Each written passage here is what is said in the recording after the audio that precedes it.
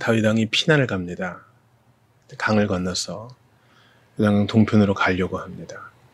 왜 피난을 갑니까? 그의 아들 압살롬이 반역을 일으켰기 때문입니다. 아버지를 죽일 요량이에요. 그래서 급히 피난을 가는 것입니다. 침통한 마음이죠. 어찌 이럴 수가 있습니까? 그냥 쿠데타가 나고 반역이 일어난 것만도 슬픈 일인데 아들이라니요. 그 반역의 주모자가 아들이라니요. 내 육신의 아들이라니요. 나를 닮고 내가 키웠고 나를 닮은 아들이 내게 반역을 일으켰다니 다윗의 마음이 얼마나 착잡했을까요? 물론 우리는 이것을 거시적인 시각에서 볼 수 있습니다. 우리 주님께서 밧세바의 사건 이후로 다윗의 범죄 이후로 너희 집안에 칼이 끊이지 않을 것이다 했는데 우리가 이것을 하나님의 부성적 징계로 봐야 한다 그랬죠.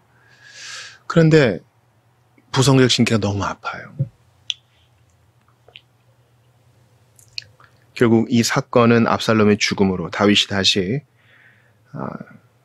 귀환하는 것으로 끝나기는 합니다. 하나님께서 다윗의 손을 들어주셨어요.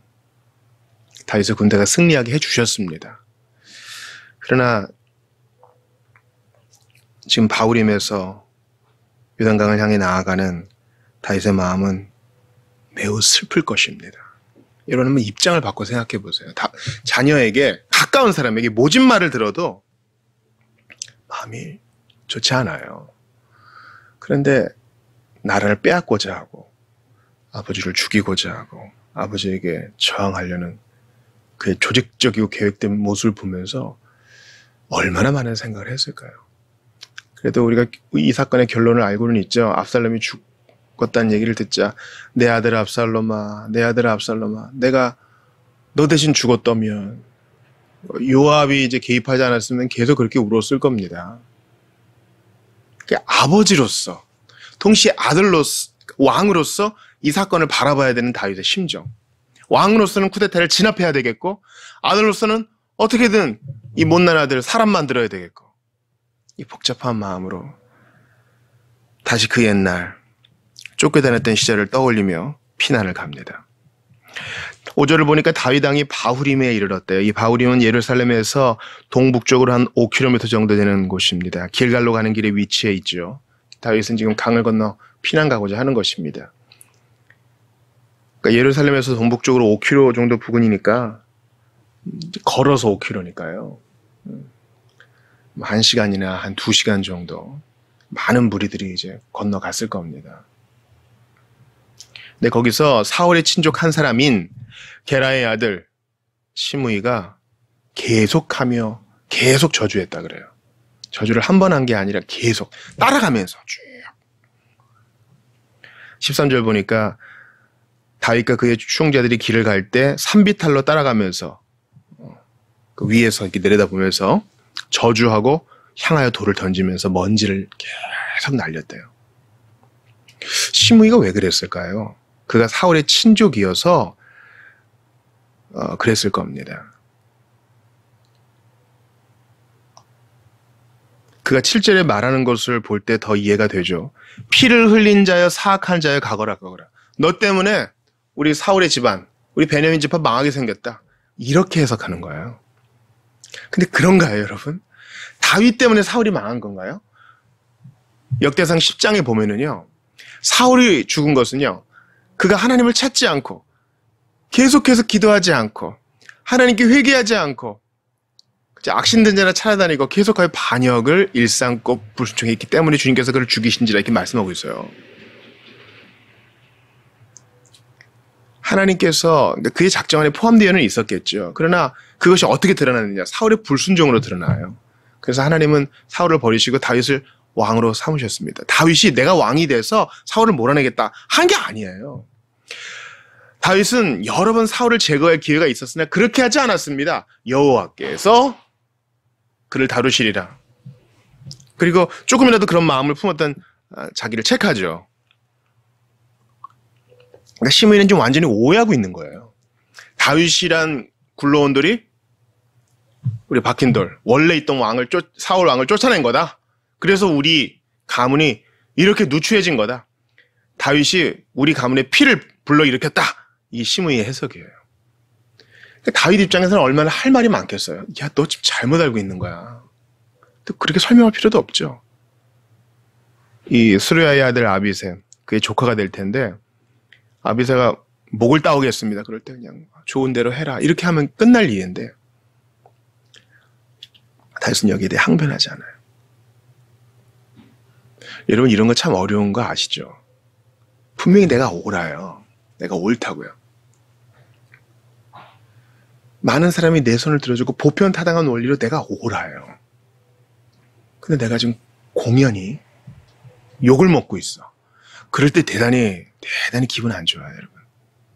그러니까 다윗은 지금 배나 억울한 거예요. 첫 번째는 아들이 쿠데타를 일으켜서 도망가는 거가 지금 억울하고 슬픈 일이고, 동시에 시므이가 지금 잘못 알고 자기를 저주하는 게 또 억울하고, 그럴 수 있어요.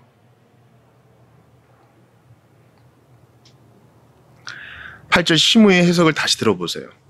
사울의 족속의 모든 피를 여호와께서 내게로 돌리셨도다.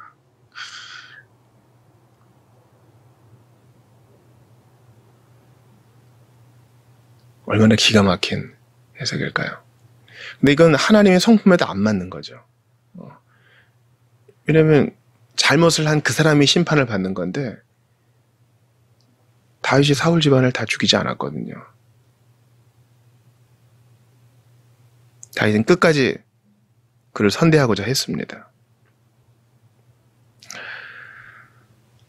그를 이어서 네가 왕이 되었으나 여호와께서 나라를 네 아들 압살롬의 손에 넘기셨도다. 보라, 너는 피를 흘린 자이므로 화를 자초하였느니라 하는지라.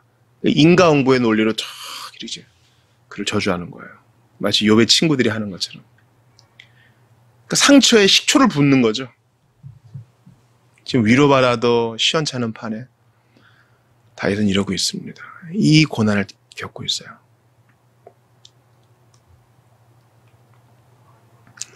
여러분 같으면 어떤 생각 드시겠어요? 내가 왕인데 누가 나를 이렇게 홀대한다면요. 일개 국민이, 일개 백성이 왕한테 이렇게 할 수 있습니까? 아무리 피난 가는 왕이더라도 절차란 게 있잖아요. 질서란 게 있잖아요. 이게 억울하다면 다른 방법을 통해서 할 수 있는 일 아니었을까요? 근데 가장 왕이 지금 초라할 때 이것을 그의 잘못으로 돌리면서 돌을 던지고 욕을 하고 쫓아가면서 먼지를 흩날립니다. 아마 시므이가 목숨을 걸고 이렇게 했을지도 몰라요. 왜냐면 그는 정말 이게 뼈에 사무친 한이었으니까. 그리고 어떻게 보면은 이 시므이라는 사람은 설득도 안 될 것 같아요. 지금 사건에 대한 해석을 자기 식대로 딱 보고 어떤 조언도 지금 안 들어요. 우리가 이렇게 된 건 다윗 때문이라는 이 공식이 마음에 척 박혀 있어요. 그런 사람들 있잖아요. 뭐 설득이 안 되는 사람들.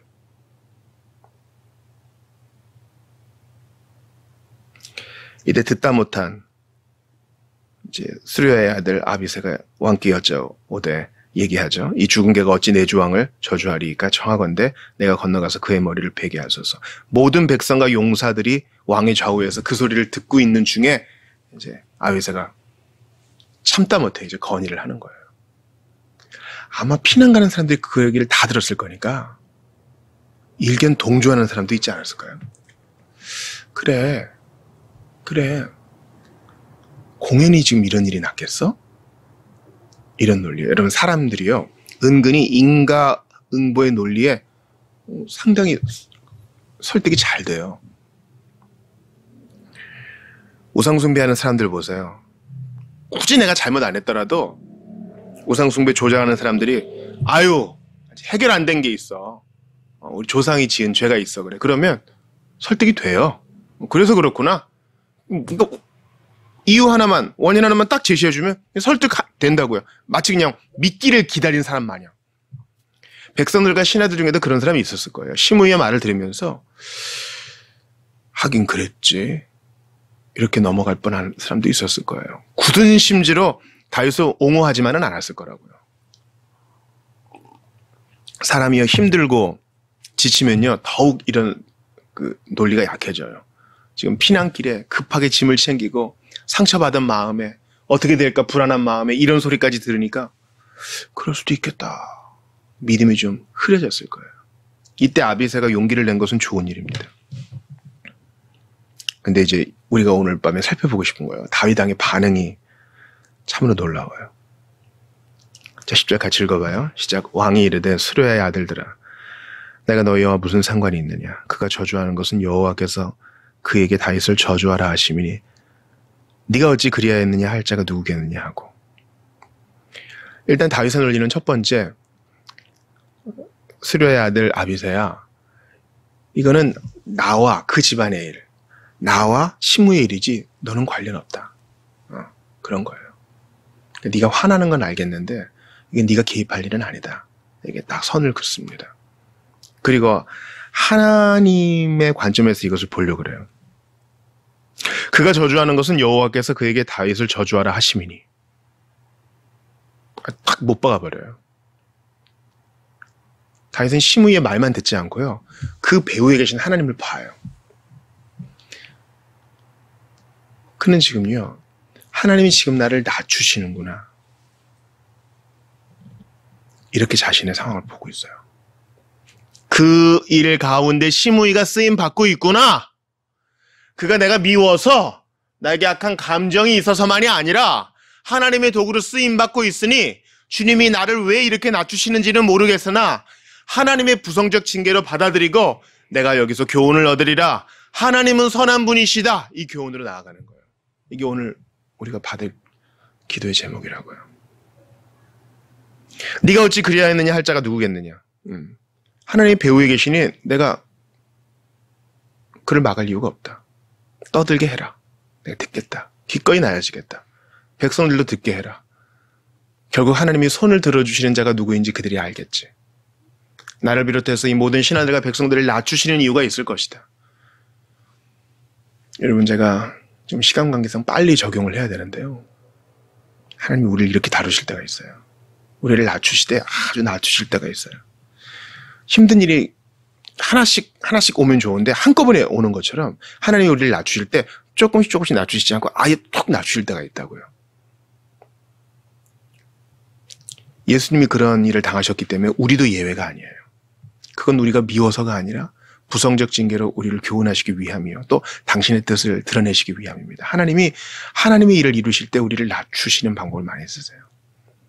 왜냐하면 그렇게 해서 주님은 높아지시고 우리는 더욱 주님을 찬양하게 되고 그 과정에서 주님을 더욱 의지하게 되고 이걸 보는 사람들이 더욱더 하나님을 바라보게 되기 때문입니다. 그 백성들은 나중에 알았겠죠. 다 끝난 다음에 아, 시므이가 틀렸구나. 하나님은 이런 상황에서도 왕의 손을 들어주셨구나. 그래서 하나님은 더욱 영광 받으시고 백성들은 더욱 겸손히 주님을 섬기게 됩니다. 이 가운데 다윗은 자기가 이 일들을 흩뜨리지 않아요. 그저 받습니다. 11절 보세요. 또 다윗이 아비새와 모든 신하들에게 이르되 내 몸에서 난 아들도 내 생명을 헤아려 하거든 하물며 이 베냐민 사람이야. 여호와께서 그에게 명령하신 것이니 그가 저주하게 버려두라. 다윗은 이 시간 아주 논리적이에요. 슬픈 마음인데 이 신앙적 논리는 딱 날이 서 있어요. 우리가 이거 배웁시다. 그러니까 너무 슬플 때라도 감정이 우리를 주관하게 만들면 안 돼요. 기분이 우리의 사람됨을 결정하게 하면 안 된다고요. 그 과정에서도 우리는 힘든 중에도 신자예요. 우리는 고통 중에서라도 그리스도인이요. 우리는 슬픔 중에서라도 하나님의 자녀요. 그분의 부름받은 자입니다. 그러므로 신앙적 양심에 신앙적 판단의 날은 서 있어야 돼요. 앞줄에서 얘기한 걸 또 얘기하죠. 하나님이 그에게 명령하신 것이니 개입하지 말아라. 그리고 논리적으로 생각해봐. 내 몸에서 난 나를 닮은 압살롬도 그랬는데 백성 중에 한 사람이 그렇게 할 수 있지 않겠느냐. 내가 큰 일을 당했는데 이 정도 일이랴 이런 거예요. 지금 우리가 하던 일, 피난 가는 일 먼저 하자. 낮은 마음으로 가자. 괜히 기분 좋게 하지 말고 하나님이 낮추셨으니 이 낮은 데에 임하시는 은혜를 맛보자 하는 겁니다. 여러분께 제가 부탁드려요. 하나님이 우리를 낮추실 때가 있어요. 각 개인을 낮추실 때도 있지만 우리 공동체 전체를 낮추실 때도 있어요. 목사님, 이보다 더 낮아질 수 있나요? 그렇게 물으실 분 계시죠? 있어요.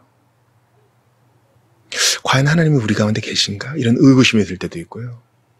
과연 우리는 잘 가는 것인가? 의구심이 들 때가 있고요. 작은 우리 공동체가 갈갈이 찢겨질 수도 있어요. 교육자한테 서운한 감정이 들어가지고 정상적인 루트가 아니라 다른 방법으로 항거할 수도 있겠죠. 또 성도들끼리 서로 분쟁이 있을 수도 있어요.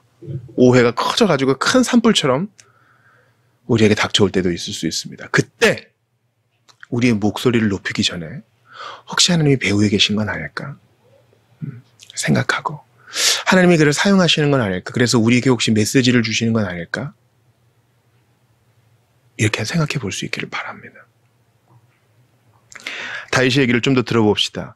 혹시 여호와께서 나의 원통함을 감찰하시리니 오늘 그 저주 때문에 여호와께서 손으로 내게 갚아주시리라 하고 계속 입을 다뭅니다. 이 12절에 대해서 세번역은 이렇게 얘기해요. 혹시 주님께서 나의 비참한 모습을 보시고 오늘 시므이가 한 제 저주 대신에 오히려 나에게 좋은 곳으로 갚아주실지 누가 알겠어. 다윗은 알고 있어요. 내가 광야 끝에 갈지라도, 땅끝까지 갈지라도 거기서도 주의 손이 나를 찾아내신다는 사실을 알고 있어요. 다윗은 시편을 통해서 조직신학을 마스터한 사람이에요. 하나님의 전지전능, 무소부재, 감찰하시는 하나님, 지켜보시는 하나님, 우리 속을 보시는 하나님에 대해 다윗은 누구보다 잘 알고 있어요. 하나님은 지금 이 상황 보고 계셔. 알고 계셔. 그러니 좋은 걸로 갚아주실 거야. 왜냐하면 이 순간만큼은 다윗은 의롭거든요. 제가 사실은 이 본문을 왜 택했냐면요. 주중에 이제 마태복음 강의하잖아요. 근데 팔복의 마지막을 봤어요. 팔복의 마지막은 뭐예요? 의를 위하여 핍박을 받는 자는 복이 있나니 천국이 저들의 것입니다. 그러니까 팔복은 처음과 마지막이 같아요. 심령이 가난한 자가 복이 있나니 천국이 그들의 것이고, 마지막 의를 위해 핍박받는 자는 복이 있나니 천국이 그들의 것이다. 같아요. 그러니까 하나님은 천국이, 하나님 나라가 얼마나 중요한지를 우리에게 알려주시는 겁니다. 신자는 하나님 나라 그 전부예요. 하나님 나라의 백성이에요. 그래서 억울한 일을 당해도 내가 그 백성됨, 하나님 나라의 백성됨이란 사실이 변치 않기 때문에 침묵으로 나아가요. 흔들리지 않는다고요. 그리고 계속 심령의 가난함을 유지하면서 더욱 주님을 의지하게 됩니다. 시므이가 저주했을 때에도 다윗은 심령의 가난함 속에서 의를 위해 핍박을 받는 중에도 주님의 처분에 맡기면서 복된 자로 나아가요. 제가 그래서 이 본문을 한번 택해봤어요. 여러분과 제가 이런 의를 위해 핍박을 받는 중에도 하나님의 처분을 기다리면서 감찰하시는 주님을 믿으면서 인내로 묵종할 수 있기를 바랍니다. 에이 목사님, 이건 뭐 다윗이 잘못해서 벌 받는 건데요, 뭐 의까지 얘기할 거 있어요? 이렇게 물어보시는 분 계실지 몰라요. 맞아요. 이게 다 하나님의 섭리 속에 일어나는 거죠. 나단이 얘기한 것처럼 칼이 끊이지 않을 거라 그랬고, 그래서 주님이 낮추시는 거고, 그죠. 근데 지금 전후를 제외하고 요 장면에서만큼은, 이 본문에서만큼은 다윗은 의로워요. 시므이가 하는 저주를 그대로 받아치지 않고, 억울한 일을 당할 때 항거하지 않고, 하나님의 배후에 계심을, 섭리를 인정하면서 나아가는 이 순간만큼은 다윗은 의로운 자예요. 그래서 의를 위해 핍박을 받아요. 그래서 복된 자예요. 그가 범죄했지만 하나님은 그를 용서하셨죠. 그는 회개했습니다. 그는 용서받았어요. 그러니까 홀이라도 우리가 이런 일 당할 때 하나님께 벌 받는다 이런 얘기 하지 마세요. 하시면 안 돼요. 아, 내가 죄 받아 이런 얘기 하지 마세요. 그런 거 아니에요. 아주 낮아지는 상황에서도 우리는 여전히 사랑받는 하나님의 자녀요. 팔복의 사람입니다. 주님이 우리를 낮추신 이유가 있어요. 그러니 내 저주를 받는구나 이렇게 생각하지 말고 하나님이 배후에 계시는구나, 하나님이 내게 선으로 갚아주시리라, 이 믿음으로 나아가는 우리가 되기를 바랍니다. 이 정도 돼야 의를 위해 핍박받는 자죠. 내 성질 부릴 거 다 내고 법 어길 거 다 어기고 이러면서 고난을 당할 때 나 의를 위해 핍박받는다 이런 얘기 하지 마요. 우리는 예수님 때문에 핍박받는 일이 아주 적어요. 생활에 좀 불편을 겪는 것도 핍박이라 하지 마세요. 내가 잘못한 것 때문에 징계받는 거, 내가 잘못한 것 때문에 처벌받는 건 당연한 거예요. 그걸 가지고 의를 위해 핍박받는다 하지 마세요. 오히려 내가 할 말이 있을 때도 입을 다물고, 억울한 일이 있을 때에도 하나님의 처분에 맡길 때 우리가 의를 위해 핍박받는다고 할 수 있을 거예요. 사랑하는 여러분, 하나님의 낮추심을 받아들입시다. 오늘 본문을 내게 주시는 말씀으로 받읍시다.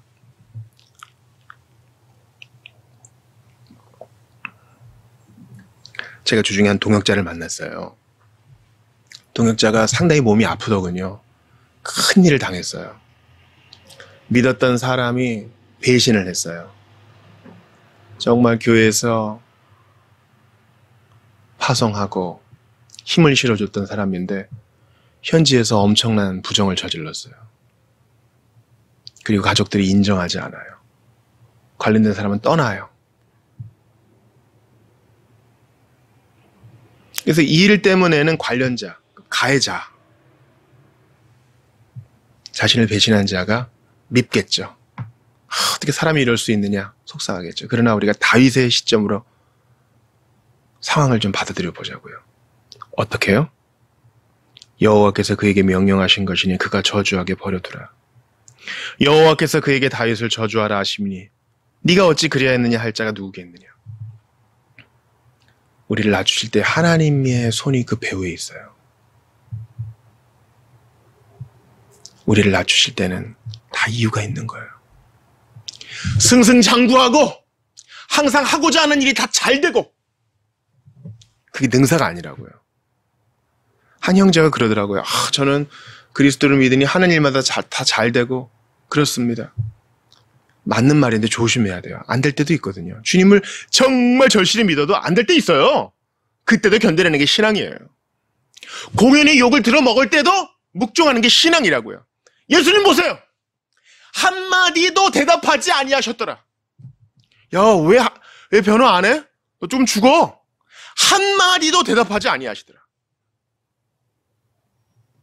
예수님은 가장 억울하신 분이에요.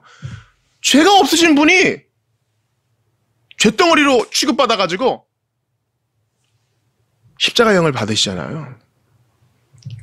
십자가에 달린 죄수가 얘기해요. 우리는 이런 형편 당하는 게 옳다. 우리는 이런 처분을 받는 게 옳지만 이분은 안 그래. 시므이는 누구예요? 종교 지도자들, 로마 군병들. 한때는 빵 얻어먹었지만 이제는 실망해가지고 십자가에 못 박아서서 외치는 자들. 그리고 내가 시므예요. 내가 시므이라고.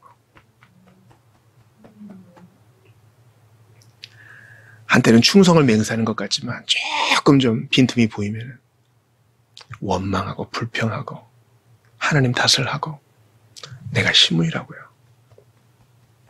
죽일 거면 죽여봐. 이러면서 함부로 해서는 안 될 말을 입에 담고 주워 담을 수 없는 발언들을 하는 내가 시므이여요. 이런 자를 향해 주님은요. 공정하게 보응하지 않으세요. 버려두라. 그냥 내버려둬라. 십자가에 못 박으실 때 주님이 손짓 하나만 하시면요. 천사들이 와서 다 쓸어버릴 수 있는데 주님이 그냥 하게 둬요. 하게 둔다고요. 그러니까 누가 십자가에 예수님 못 박았나 할 때 아버지께서 성부가 그를 내어주신 것이고 또 예수님이 거기를 가신 거예요. 억지로 가신 게 아니라 스스로 십자가에 달리셨다고도 할 수 있어요. 이 말도 안 되는 처분에 하나님의 일하심을 보고 예수님은 모두 맡겨요. 내 영혼을 아버지의 손에 맡기나이다. 그러니까 우리는 오늘 이 다윗을 통해 예수님을 볼 수 있어요. 한마디도 대답하지 않으시고 시므이의 참소에도 한마디도 대답하지 않았던 다윗처럼 예수님이 이걸 다 받아들이세요. 나중에 보면은 시므이에 대해서 약간 복수 비슷한 거 하죠. 솔로몬의 손이 죽습니다. 근데 주님은 우리를 그렇게 대응하지 않아요. 대우하지 않으신다고요. 끝까지 우리를 선대하시고 언제 그랬냐는 듯 우리를 높여주세요. 사랑하는 여러분, 그러므로 오늘 본문을 우리 마음에 깊이 담아두자고요.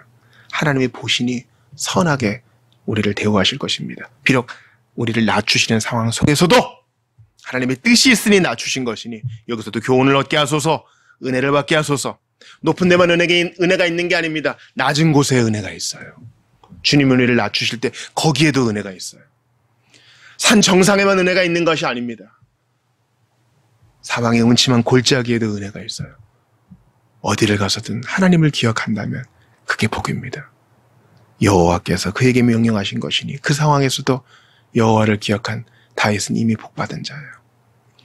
십자가의 그 처참한 죽음과 고통 속에서도 아버지를 바라보신 예수님 끝까지 복 있는 분이셔요. 우리도 그리합시다. 낮추실 때 주님을 기억하며 원망하지 아니하며 하나님이 배후에 계심을 인정하면서 그 속에서도 은혜를 발견하는 우리 모두가 될 수 있기를 바랍니다. 우리 주신 말씀 붙들고 같이 기도하겠습니다. 하나님께 감사합니다. 오늘 저희에게